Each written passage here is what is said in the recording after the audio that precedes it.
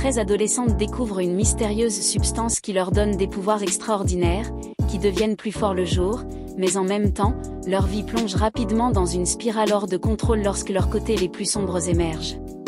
C'est le principe de cette histoire appelée Chronicle ou Pouvoir sans limite. L'histoire commence avec Andrew, un garçon très introverti, qui commence à documenter toute sa vie avec sa nouvelle caméra. Sa vie est plutôt normale, si l'on met de côté le fait qu'il est toujours moqué à l'école, que son père est un alcoolique qui frappe quand bon lui semble, et que sa mère est très malade à cause du cancer. Son seul vrai ami est son cousin Matt, qui l'invite à une fête un peu folle pour qu'il se fasse plus d'amis. Au début, Andrew refuse, mais il décide d'y aller. Naturellement, il passe son temps à tout filmer comme s'il était payé pour ça. À la fête, il rencontre Casey, une fille qui tient son blog, et aussi une vieille amie dont nous parlerons plus tard. En fait, Andrew reste à filmer une fille, et un garçon qui dit être son petit ami presque le frappe, alors il préfère aller pleurer dans le parking. C'est à ce moment que Steve arrive, le garçon populaire de l'école, qui est aussi le futur président de la classe. Il dit à Andrew qu'il est venu le chercher parce que son cousin Matt a trouvé quelque chose d'étrange dans la forêt, et que sa caméra sera parfaite pour le filmer. Andrew accepte d'y aller avec lui et finit par tomber sur une sorte de trou dans le sol qui émet un son étrange. Comme Steve et Matt sont sous l'influence de drogue, ce qu'ils font ensuite est de s'aventurer à l'intérieur. Sans réfléchir davantage, ils se jettent dans le trou, et Andrew les suit à contre-cœur. À l'intérieur, ils découvrent une chose étrange. Pour simplifier, disons que la caméra commence à mal fonctionner et que cette chose contient des cristaux qui émettent une lumière bleue. Mais quand il la touche, la lumière devient rouge. À ce moment-là, Steve commence à saigner du nez et finit par s'évanouir. Un peu plus tard, les trois sont en train de filmer alors qu'ils jouent avec un ballon. On ne comprend pas exactement ce qu'ils font jusqu'au moment où ils lancent le ballon à Andrew, qui le retient grâce à ses nouveaux pouvoirs télékinétiques. Steve les possède également, et comme Eleven dans Stranger Things, il saigne du nez quand il dépasse ses limites. Comme ils ne savent pas pourquoi cela se produit, les trois essaient de retourner au trou, mais découvrent qu'il a disparu et que la police a bouclé la zone. Les trois commencent alors à développer une grande amitié et à améliorer leurs pouvoirs, car ils apprennent que ceux-ci fonctionnent comme des muscles, plus on les utilise, plus ils deviennent forts. Comme de jeunes enfants découvrant de nouvelles capacités, ils s'amusent à soulever des objets, construire des Legos, et même effrayer des petites filles avec des ours en peluche, et dans le cas d'Andrew, à déplacer une voiture. Tout se passe bien jusqu'au moment où ils rentrent chez eux. Une voiture les menace en essayant de les doubler, et Andrew la pousse hors de la route. Il s'arrête et voit que la voiture est tombée dans la rivière. Steve se jette alors imprudemment pour sauver le conducteur. Une ambulance est appelée pour intervenir. Après cet incident, Steve se fâche contre Andrew pour ce qu'il a fait et les trois décident de mettre des règles pour utiliser leurs pouvoirs, ne pas les utiliser sur des êtres vivants, ne pas les utiliser lorsqu'ils sont en colère, et ne pas les montrer en public. Andrew n'est pas totalement d'accord avec ces règles, mais finit par accepter. Le lendemain, Andrew retrouve Steve et Matt au milieu de nulle part et découvre qu'il peut maintenant voler. Les autres peuvent également le faire, et ils s'amusent même à jouer au football dans les nuages. Tout va bien, rire, amusement, jusqu'à ce qu'un avion surgisse de nulle part et percute Steve, qui tombe en piqué. Heureusement, Andrew réussit à le sauver, ainsi que la caméra. Cet événement renforce leur amitié, et ils commencent à envisager de voyager ensemble dans le monde. Andrew propose de visiter le Tibet, car pour lui c'est un endroit très paisible, complètement à l'opposé de sa vie actuelle. Steve, lui, préfère aller dans un lieu où il y a beaucoup de filles, comme Amsterdam, ce qui en dit long sur lui. Malgré leurs différences, c'est le même Steve qui propose ensuite à Andrew de participer avec lui au spectacle de talent de l'école pour gagner en popularité, puisque leur amitié s'est beaucoup renforcée. Le jour du spectacle arrive. Au début du spectacle, tout semble aller de travers, mais en réalité, tout était planifié. Andrew utilise ses pouvoirs et montre ses talents, des tours de magie, du jonglage, et même de la marche sur la corde raide. Tout est un succès, et Andrew devient le centre de l'attention. Pendant la fête ce soir-là, une fille nommée Monica vient lui parler.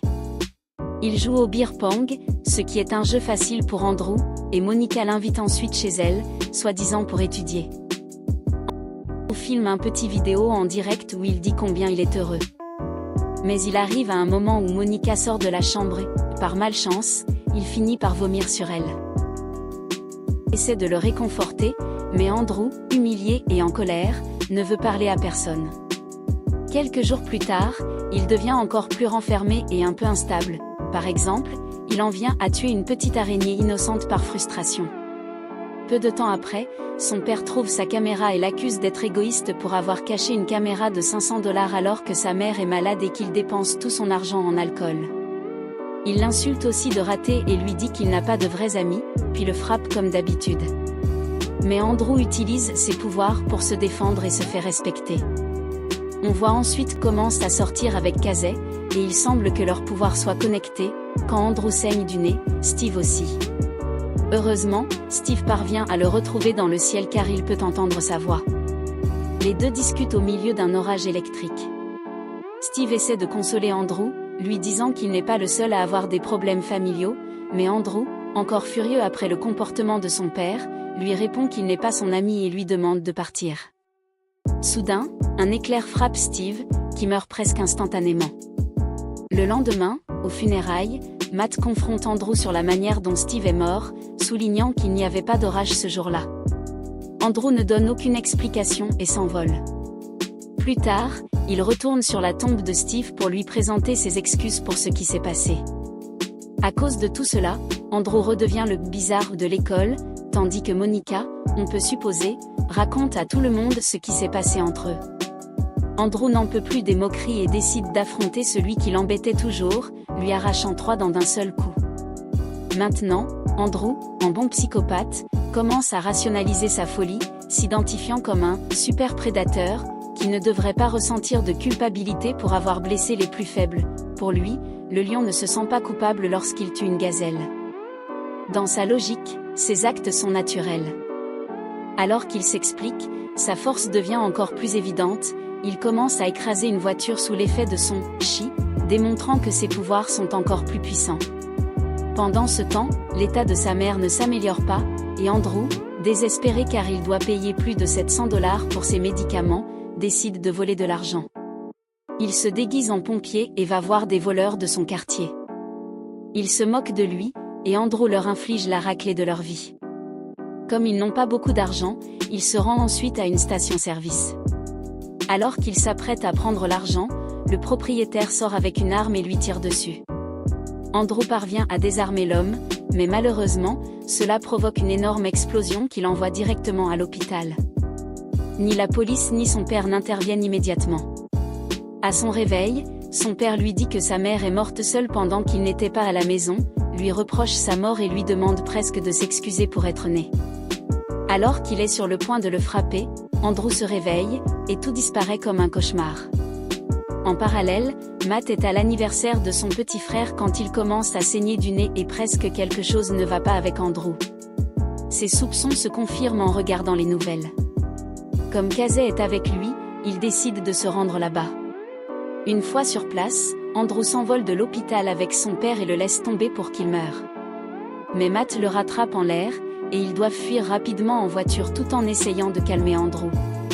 Andrew les emmène jusqu'au lieu souhaité, où il fait tomber Matt et la voiture, avec Casey toujours à l'intérieur.